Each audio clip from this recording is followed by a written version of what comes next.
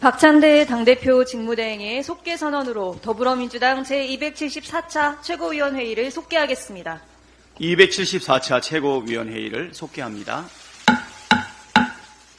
먼저 박찬대 당대표 직무대행의 모두 발언이 있겠습니다. 국민의 명령인 해병대원 특검법이 국회를 통과했습니다. 국민의 힘이 특검법 저지를 위해 마지막 순간까지 온갖 꼼수와 추태와 망동을 부렸지만 국민과 국회의 의지를 꺾을 수는 없었습니다. 국민의힘은 특검법 통과를 막지 못하자 아예 국회 개원식까지 파토냈습니다. 뜻대로 안 된다고 호박에 말뚝박자는 놀부심보입니다. 집권여당으로서의 책임감은 전혀 보이질 않고 오직 용산 대통령 부부 방탄에만 혈안이 되어 있으니 참 볼상사납습니다. 국민 배신 그만하고 국회 정상화를 위해 협력하길 촉구합니다. 이제 윤석열 대통령이 국민 앞에 대답을 내놓을 차례입니다.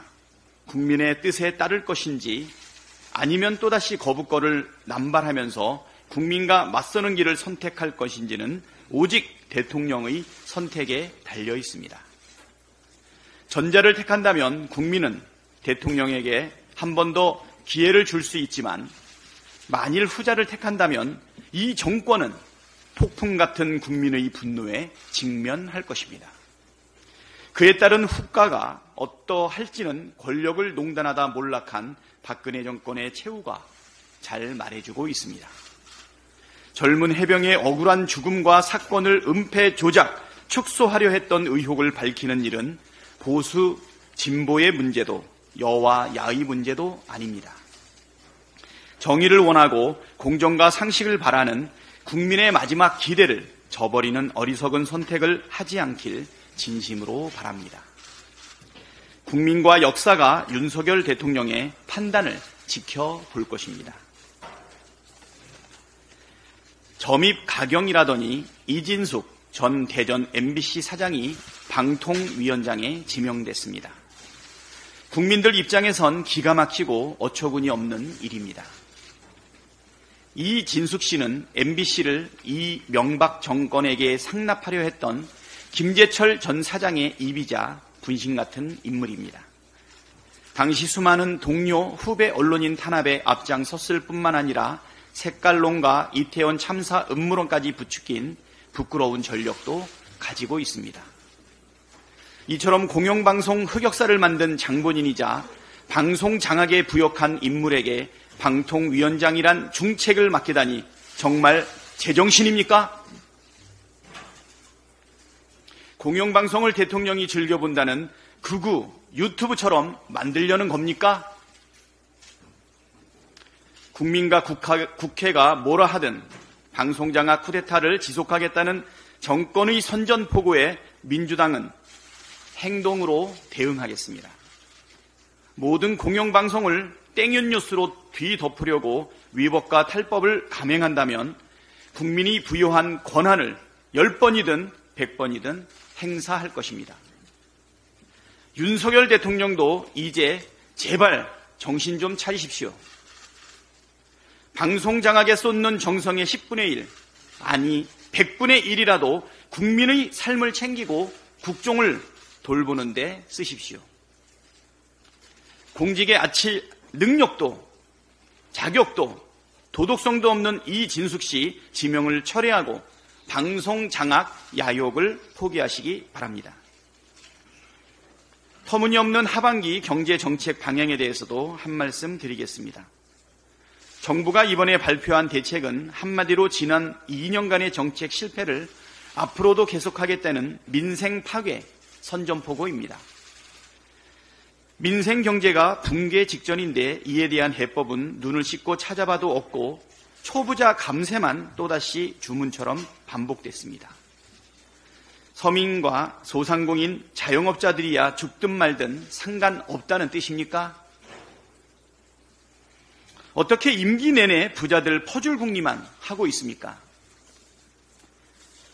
초부자 퍼주기와 규제 파괴에만 집착하다가 민생 경제는 다 무너지고 나라 국간까지 텅텅 비어가는 현실을 냉정히 직시해야 합니다.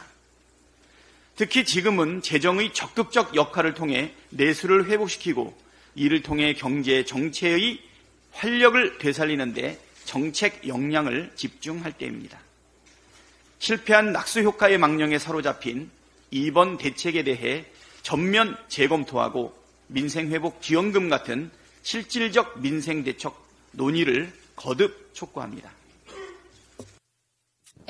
다음으로 정청래 최고위원의 발언이 있겠습니다. 국회법 사용 설명서. 대한민국은 법치국가입니다. 대한민국은 관례국가가 아닙니다. 법으로 관례를 깰 수는 있어도 관례로 법을 깰 수는 없습니다. 우리가 총선에서 한 표라도 한 석이라도 더 얻으려고 총력을 다하는 이유는 국회의 의사결정은 다수결로 하라는 헌법 제49조 조항 때문입니다. 헌법 제49조 재적의원 과반수의 출석과 출석의원 과반수의 찬성으로 의결한다는 국회의 의사결정 방법 때문에 총선에서 과반수 의석을 확보하려고 각 당이 노력합니다.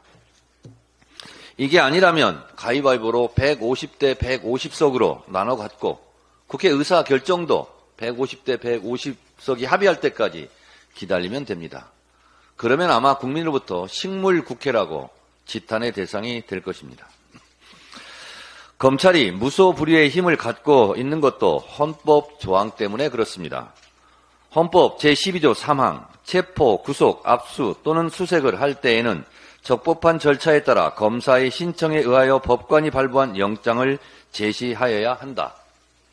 여기서 검사의 신청에 의하여란 문구 때문에 검사만이 영장 청구권을 갖는 것이고 그래서 힘을 발휘하는 것입니다. 개헌을 하면 이 조항을 손보아야 한다는 주장이 높습니다만 어쨌든 영장 청구권, 수사권, 기소권을 다 갖고 있기에 검찰이 무도한 권력을 휘두릅니다. 검찰은 그래서 수시로 법대로를 외칩니다. 좋습니다. 검찰이 법대로를 주장하듯 누구나 법대로도 같은 무게로 적용돼야 합니다. 국회는 국회법대로 운영되어야 함은 너무나 당연합니다. 검사 탄핵을 두고 이원석 검찰총장과 검사들이 공개 반발하고 마치 천재지변이 일어나는 것처럼 격앙돼 반발하고 있는데 진정들 하십시오. 국회도 국회법대로 법과 원칙대로 하겠다는 겁니다. 검사들은 그래도 되고 국회는 그러면 안 됩니까? 그대들이 법과 원칙을 강조하듯이 국회법 제130조 탄핵소추 발의 1항에 탄핵소추가 발의되었을 때에는 의장은 발의된 후 처음 개의하는 본회의에 보고하고 본회의는 의결로 법사위에 회부하여 조사하게 할 수 있다. 131조 1항에 법사위는 탄핵소추안을 회부받았을 때에는 지체 없이 조사 보고하여야 한다. 2항 제1항의 조사에 관하여서는 국정감사 및 조사에 관한 법률에 따른 조사 방법 및 주의, 의무 규정을 준용한다고 되어 있습니다.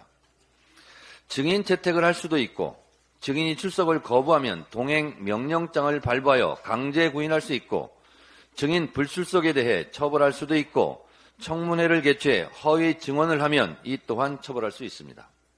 곧 검사 탄핵에 대한 조사와 국회법에 의거해 절차에 따라 진행할 예정입니다. 국회법 52조 2항은 위원장이 필요하다고 인정할 때 위원회를 개회할 수 있고 국회법 49조 1항은 위원장은 위원회를 대표하고 의사를 정리하며 질서를 유지하고 사무를 감독한다고 규정해 위원장의 의사 진행권과 질서 유지권을 포괄적으로 규정하고 있습니다. 저는 법사위원장으로서 권한과 책임을 다 행사하겠습니다. 국회법 제145조는 회의 질서 유지권에 대하여 보다 구체적으로 명시해 놓고 있습니다. 국회의원이 회의장의 질서를 어지럽혔을 때에는 위원장이 경고나 제지를 할 수 있고 이에 따르지 않으면 당일 회의에서 발언을 금지시키거나 퇴장시킬 수도 있습니다. 불명예스러운 국회의원 퇴장이 없기를 바랍니다. 위원장의 이런 질서 유지권 발동에 응하지 않고 회의 방해를 계속할 경우에는 국회 선진화법에 의해 형사처벌을 받을 수 있고 징역 5년 이하, 징역 7년 이하의 형사처벌 결과에 따라 국회의원 재출마가 불가능해질 수도 있습니다. 매우 무서운 법입니다. 국회법 제166조 국회회의 방해죄 일명 국회 선진화법 조항에는 퇴거 불응죄도 있다는 점을 분명하게 말씀드립니다. 관례는 항상 논란의 대상입니다. 법은 논란의 대상이 아닙니다. 이런 주장 저런 주장이 있을 때는 논란이 되겠지만 법조항은 준수할 의무가 있습니다. 어제 무제한 토론 필리버스터 중지도 180석으로 종결시킬 수 있다는 국회법 106조 29조 6항에 따른 조치입니다. 윤석열 대통령 탄핵 청원도 국회법 제125조 청원 심사 보고 등을 규정한 법과 절차에 따라 진행될 예정입니다. 제125조 사항은 현장 조사도 할 수 있고 청원인, 이해관계인 및 학식 경험이 있는 사람으로부터 진술을 들을 수도 있고 국회법 65조 1항에 의거해 청문회를 열 수도 있습니다. 국회법 제65조 청문회 조항 1항은 위원회, 소위원회도 포함하고 있습니다. 위원회는 중요한 안건 심사 시에도 청문회를 열 수 있다고 규정하고 있습니다. 그동안 사용할 수 있음에도 불구하고 사용하지 않았던 국회법 조항이 참 많습니다. 잠자고 있던 국회법 조항을 흔들어 깨워서 국회법에 생기를 불어넣겠습니다. 이상 국회법 사용설명서 해설을 마치겠습니다. 다음으로 고민정 최고위원의 발언이 있겠습니다. 공영방송의 흉기 이진숙을 기억하십니까? 제가 지금 들고 있는 MBC 정상화 및 전략 추진 방안이라는 이 문건 다들 기억하실 겁니다. 바로 MB정부 당시인 2010년 3월 국정원이 작성한 것으로 당시 청와대 수석이었던 이동관이 연관되어 있는 언론 사찰 문건, 국정원 사찰 문건이었습니다. 이 문건으로 국정원은 단죄를 받았고 이동관은 언론장악 기술자로 방통위원장 자리에서 불명예스럽게 물러났습니다. 즉 문건의 의뢰자, 작성자가 모두 죄의 심판을 받은 것입니다. 그런데 이번에 지명된 이 후보자는 이 문건의 실행자인 것입니다. 3단계에 걸쳐 MBC를 와해하려는 세부 계획은 이진숙을 비롯한 몇몇 인물들에 의해서 실행되었다는 것이 녹취록으로 증명되기도 했습니다. 이진숙은 2012년 정수장학회 최필립 이사장과의 비밀 회동에서 정수장학회가 보유한 MBC 지분을 매각, 그 대금을 반값 등록금 재원으로 활용하자는 논의를 한 내용입니다. 당시 MBC 기획홍보본부장이었던 이진숙은 이게 굉장히 정치적 임팩트가 크기 때문에 그림은 좀 괜찮게 보일 필요는 있다라면서 지분 매각을 직접 종용하기도 했습니다. 이뿐만이 아닙니다. 전원구조 오보를 낸 MBC 세월호 보도 참사 당시 이진숙 보도본부장이었습니다. 국민들 앞에 석고 대죄를 해도 부족할 판에 그는 세월호 보도 참사에 대한 방문진의 지적에 대해서 정정보도, 반론보도 청구가 없었으니 잘했다고 본다고 말해 모두를 경악해 했습니다. 결국 2016년 세월호 특조위는 전원구조 오보 및 유가족 폄훼보도 책임자로 이진숙을 지목했습니다. 또한 이진숙은 MBC 직원들에 대한 불법 사찰을 한 바 있습니다. 그 행위로 2016년 대법원에 의해 유죄 판결을 확정받았습니다. 1심, 2심, 3심 모두 불법 사찰 행위에 대한 이진숙의 죄를 인정했습니다. 이 밖에도 MBC 보도본부장 재임 당시 부당 인사, 대전 MBC 사장 재직 시 셀프 상여금 지급 및 전현직 노조원 부당 징계 등 열거하기만 해도 숨이 찰 지경입니다. 대통령께서는 도대체 국민의 목소리는 듣지 않으실 겁니까? 멀쩡한 공영방송을 민영화해서 대통령이 얻는 게 무엇입니까? 극우 유튜버들의 조회수는 올라가면서 그들의 배를 두둑하게 해줄 수는 있겠죠. 그들의 손에서 벗어나야 합니다. 공영방송을 장악하고 언론을 탄압하는 것은 세계 수많은 국가들로부터 지탄받게 될 것입니다. 대통령이 그토록 좋아한다는 자유, 대한민국의 자유지수는 끝없이 추락할 것입니다. 독재를 행했던 대통령으로 기억될 것입니다. 다음으로 서용교 최고위원의 발언이 있겠습니다. 하다하다 고 최고위원 말씀처럼 어떻게 MBC를 팔아서 박근혜 대통령이 반값 등록금 공약을 했을 때 그걸 팔아서 반값 등록금 재원으로 쓰자고 한 사람이 이진숙 아닙니까? MBC를 팔자고 MBC 박문진 당시 정수장학회 이사장이었던 최필립과의 대화록이, 그 대화했던 대화록이 온 세상에 공개돼서 망신을 톡톡히 샀던 사람이 이진숙 아닙니까? 그리고 세월호 보도 관련해서 MBC가 이진숙 보도본부장 시절에 전원 구조라고 하는 오보를 했어요. 그래서 전원 구조된 줄 알고 골든타임을 놓쳐서 그 많은 우리 아이들이 세상을 떠났어요. 엄청난 범죄 아닙니까? 그리고 나서는 한다는 소리가 세월호 유족들의 조급증이 민간 잠수사의 죽음을 불러일으켰다. 이런 세월호 유족을 폄훼했던 엄청난 막말, 폐륜 막말을 늘어놓은 사람이에요. 이 여인과 관련한 이야기는 아마 하루 종일해도 부족할 겁니다. 이런 사람을 방통위원장에 내정한다고요? MBC 지방 MBC 사장이다가 그것을 그만두고 출마했다가 떨어지고 그리고 또 윤석열 캠프로 가고. 제가 여성이지만 이러면 안 되는 거 아닙니까? 좀 할 만한 사람을 데리고 오세요. 하다하다 절대 해서는 안 되는 사람을 방통위원장으로 갖고 와서 이제 MBC를 작정하고 민영화시키려고 합니까? 절대 못합니다. 이 임명은 윤석열 대통령이 몰락하는 그 지름길의 또 하나의 시작이라고 이야기하겠습니다. 어제 국힘당이 순직해병 사망사건 및 순직해병 사망사건 수사 외압에 관한 특검에 대해서 반대하며 필리버스터를 했습니다. 깜짝 놀랐습니다. 어떻게 그걸로 필리버스터를 할 수가 있죠? 순직해병 사망사건 그리고 그것에 수사 외압을 하자는데 무슨 논리로 필리버스터를 할 수가 있죠? 이해를 할 수 없었는데 그들의 필리버스터는 끝내 거짓말 투성이었습니다. 제가 그 거짓말의 사례를 오늘 낱낱이 좀 보고 하겠습니다. 유상범, 주진우가 나왔습니다.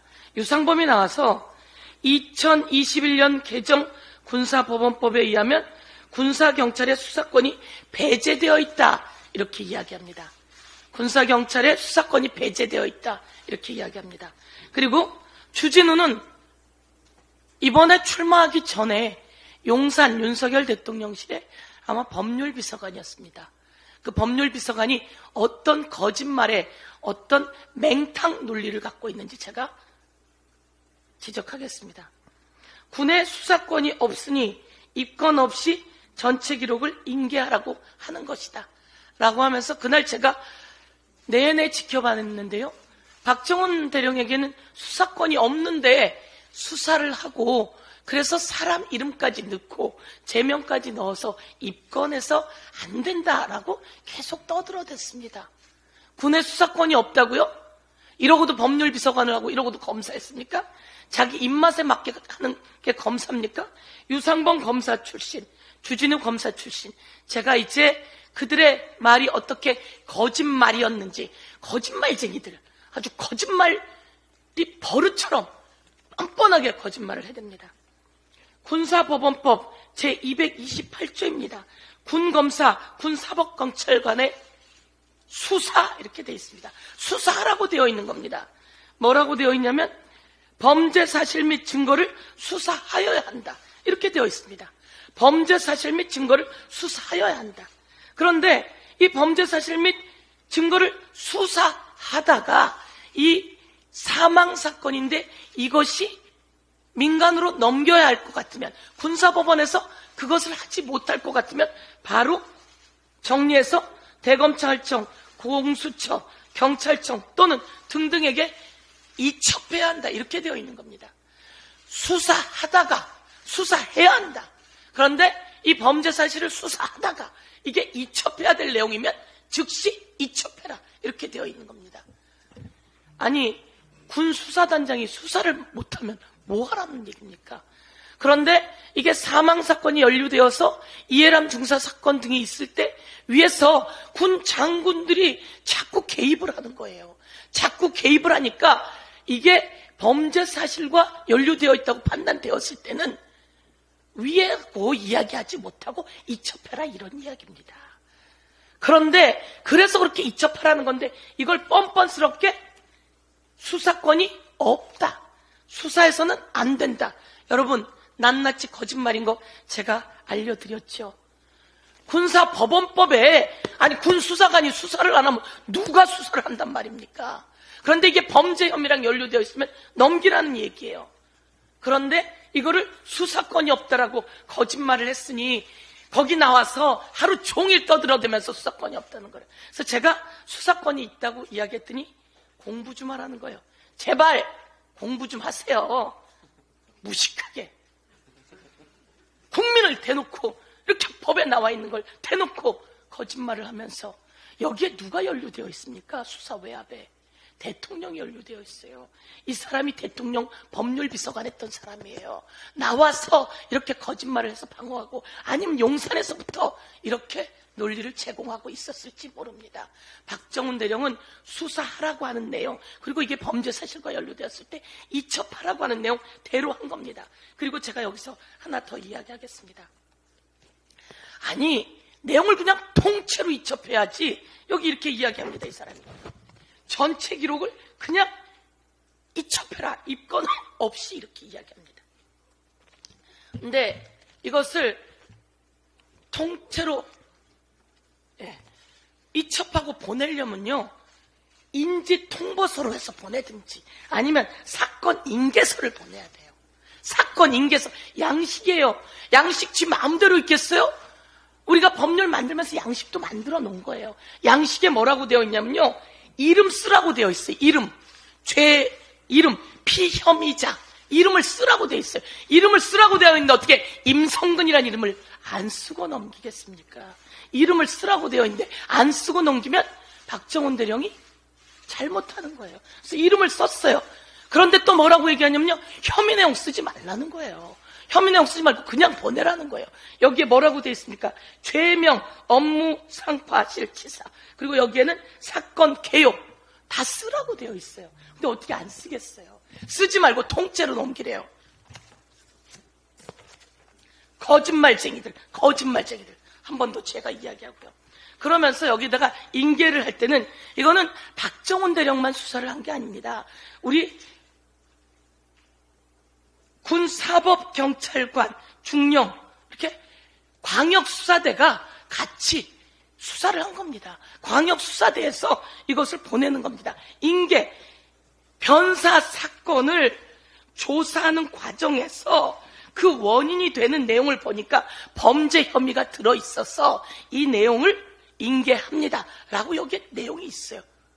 저도 이것만 봐서 못 보다가 오늘 아침에 내용을 자세히 보니까 어쩜 이렇게 잘 써놨는지 법에 딱 맞게 해서 인계한 거예요.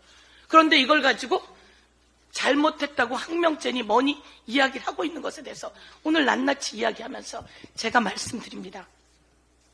잠깐만요. 하나가 더 있습니다. 그러면서 이들이 뭐라고 얘기하냐면요, 8명을 범죄 혐의로 넣어서 보내게 됩니다. 저희가 이렇게 조사하다가 범죄 혐의가 있어서 8명을 넘깁니다 라고 넘기게 되고, 그러면 이것을 경찰에서 수사해서 정식 입건하십시오 이런 겁니다. 제가 다 전화를 해봤어요. 박대령도 그렇고 전부 다 입건 권한이 있습니다. 그런데 여기서 조사에서 인지가 입건이라고 볼 수 있습니다. 그런데 입건이라고 표현하지 않고 조사해서 조사 과정에서 나왔으니 이걸 인지해서 청구해서 보냅니다. 이렇게 되어 있습니다.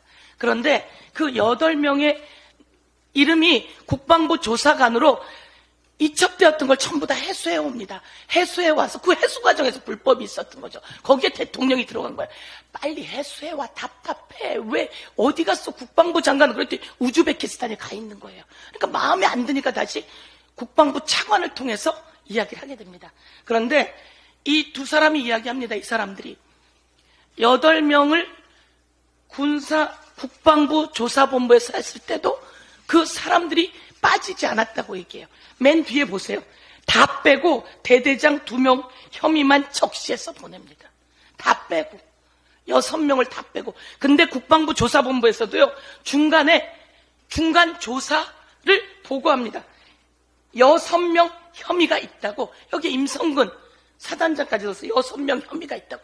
여기에 임성근 사단장에 대해서 뭐라고 적시를 하냐면요, 숲으로 들어가서 찔러보듯이, 내려가서 찔러보듯이 하라고 하는 임성근 사단장의 혐의가 있다는 내용까지 적시해서 임성근 사단장을 6명으로 2명을 뺐습니다.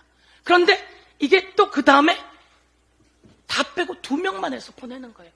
8명을 6명으로, 그리고 2명으로. 이 과정이 전부 다 축소하고 은폐하는 과정이에요. 제가 한 말씀만 더 드리겠습니다. 왜 8명이냐고 자꾸 얘기를 해요. 대통령이 경로를 하면서 이런 일로 사단장까지 처벌한다면 누가 사단장 하겠냐라고 이야기를 합니다.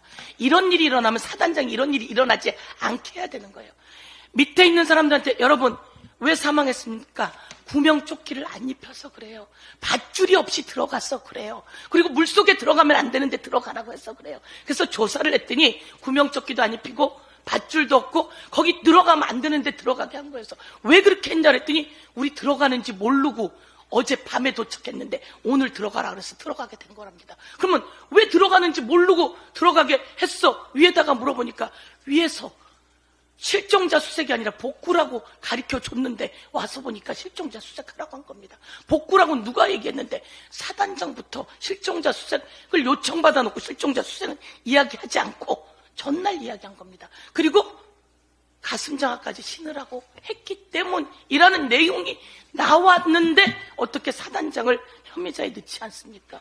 사단장이 똑바로 했으면 이런 일이 일어나지 않았기 때문에 주 혐의자가 누굽니까? 사단장입니다. 그런데 이런 일로 사단장까지 처벌하면 누가 사단장 되겠냐고 경로했다라고 하는 대통령, 제가 정말 분노에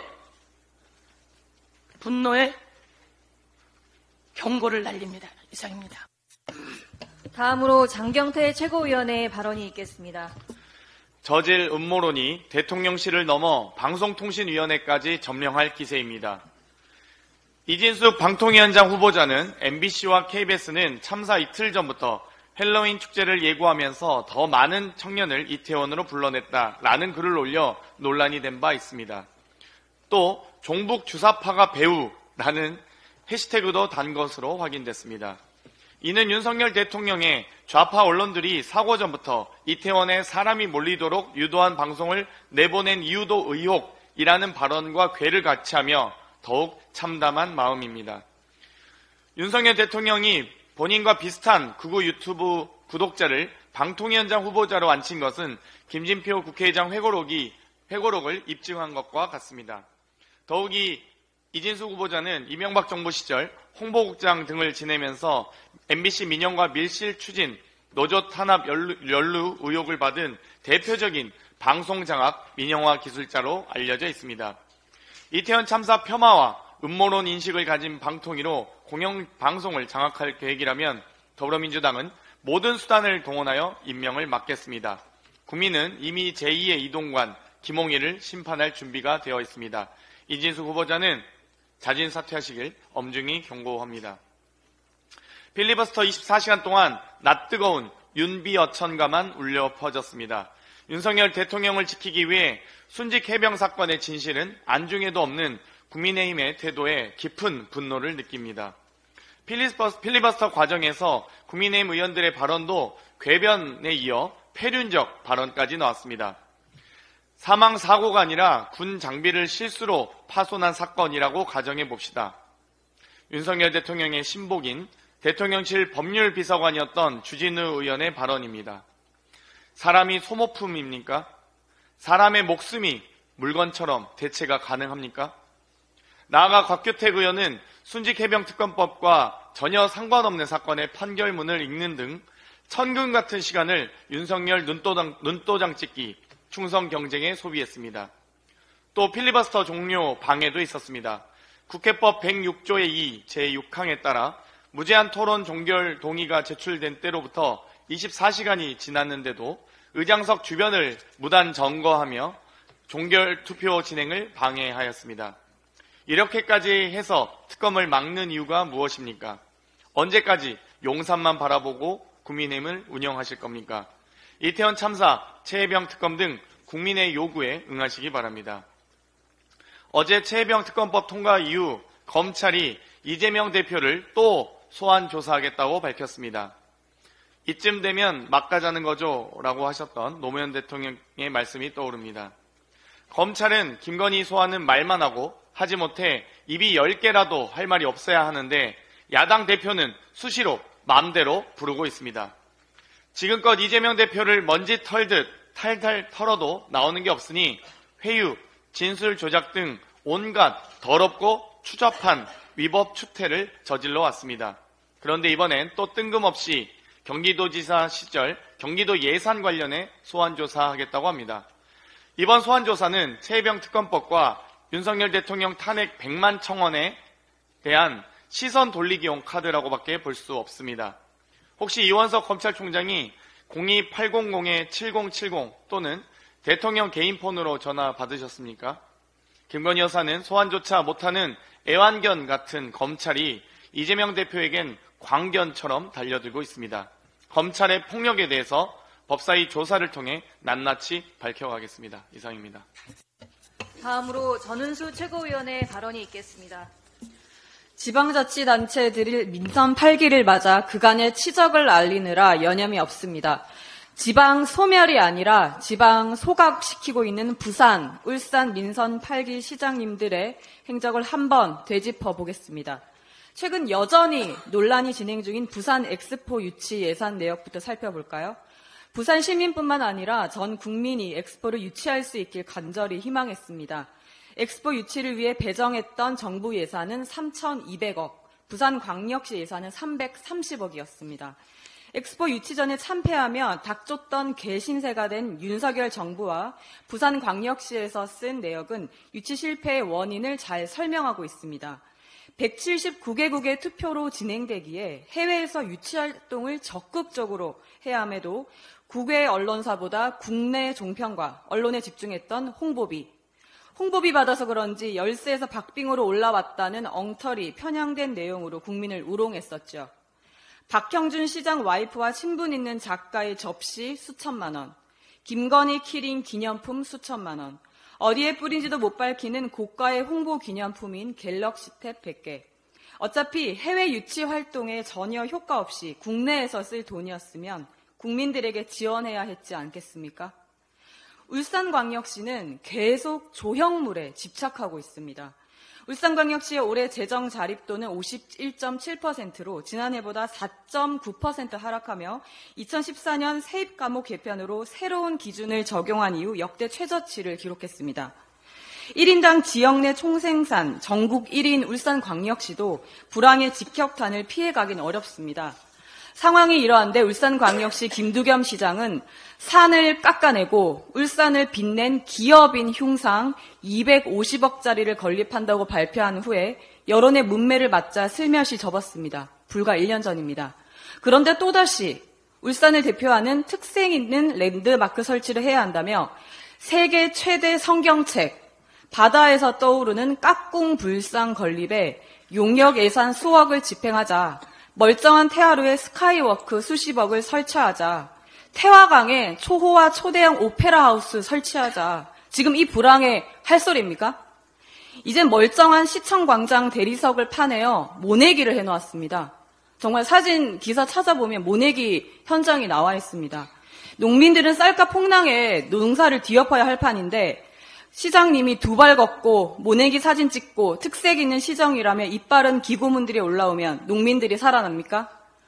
버스 정류장 하나도 조형물이라며 12억씩 들여 예산을 낭비하고 있습니다. 유치 없는 유치활동, 근본 없는 랜드마크로 지방 경제가 살아납니까? 세금은 눈 버는 돈이라며 권력 카르텔의 주머니에 채워넣고 엉뚱한 사업들로 세금이 녹아나가는 동안에도 우리 국민들이 오늘 하루 어떻게 버텼는지 들여다봤습니까? 풀뿌리 민주주의 중심인 지방자치단체의 장들이 헛발질하는 동안 지방의 중소기업 사장님, 자영업자 골목 사장님들은 사업장을 넘기고 집도 넘기고 종국에는 목숨까지 넘기는 이 지경에까지 이르렀습니다. 민생지원금 25만 원이라도 수혈해야 한다는 민주당의 호소에도 대통령은 왜 25만 원만 주냐? 국민 1인당 10억씩, 100억씩 줘도 되는 거 아니냐? 조롱했습니다. 국민의힘은 민생지원금을 달콤한 사탕 한 줌으로 폄하했습니다. 하지만 25만 원의 민생지원금을 지역의 상권에서만 쓰게 한다면 벼랑 끝에 매달린 자영업자, 골목 사장님들에게는 대출 이자를 감당할 수 있는 생명수로 돌아올 수 있습니다. 제발 대로변에 늘어가는 빈 점포들을 그냥 지나치지 마십시오. 마지막으로 강민구 최고위원의 발언이 있겠습니다. 예, 강민구입니다. 지금 대한민국의 우상화 광풍이 몰아칩니다. 오세훈 서울시장이 광화문 광장에 110억을 들여 100m 높이의 태극기를 설치한다고 합니다. 또 홍준표 대구시장은 박정희 동상을 동대구역 광장에 3m로 대구 대표 도서관에 6m 크기로 2개를 세운다고 합니다. 시 예산 14억 5천만 원으로 진행되고 있습니다. 또 홍 시장은 대구 경북 신공항 명칭도 박정희 공항으로 짓겠다고 합니다. 경북은 더 과간입니다.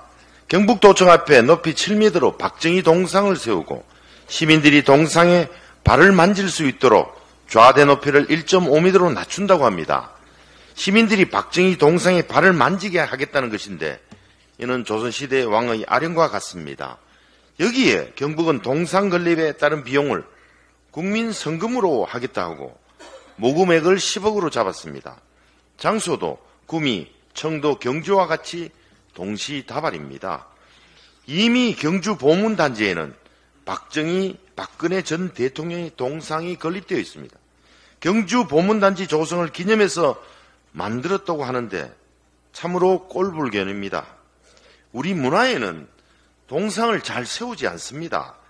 잘못된 우상화를 우려하는 정서가 강하기 때문입니다. 그래서 세종대왕과 이순신 장군과 같은 누구도 부정하지 않는 분들만 세웠고 그것이 관행처럼 내려오고 있습니다. 그런데 이 윤석열 정부와 국민의힘 광역단체장들은 이승만 동상을 경북 외관 다부동 전적지에 세우는 등 자유를 민주주의 앞에 세우고 그것으로 국민을 편가르며 지지층만 결집시키려는 분열의 정치를 하고 있습니다. 태극기도 마찬가지입니다. 지금 광화문 광장에 높이 100m의 태극기가 없어서 국민이 국가를 소중하게 생각하지 않습니까? 서울시장도 특정 세력의 지지만 얻으려고 몸부림치는 것입니까? 태극기 설치 110억이면 수해입은 반지하 주민들에게 월 20만 원 미만인 바우처 예산을 획기적으로 높일 수 있는 돈이고 보금자리를 이룰 수 있는 소중한 추가 지원이 될 것입니다. 국민의힘 광역단체장들은 정신 차려야 합니다. 동상 세운다고 역사가 바뀌지 않습니다. 태극기 높이 올린다고 시민의 자긍심이 올라가는 것이 아닙니다. 시민들은 본인들이 한 명의 인격자로서 존중받고 있다는 것을 행정에서 제도에서 지원해서 자부심을 느낄 것입니다. 대구민주당은 박정희 동상 건립 반대 1인 시위를 시청 앞에서 5월 2일부터 7월 18일까지 석 달 가까이 진보당, 기본소득당과 연대해서 진행하고 있으며 7월 18일에 동성로에서 연합 집회를 합니다. 우상화 강풍을 대구에서부터 막도록 하겠습니다. 국힘 광역단체장님, 지금 우상화보다는 팍팍한 서민의 삶에 더 관심을 기울여 주십시오. 이상 발언을 모두 마치고 당대표 직무대행께서 제274차 최고위원 회의를 폐회하시겠습니다.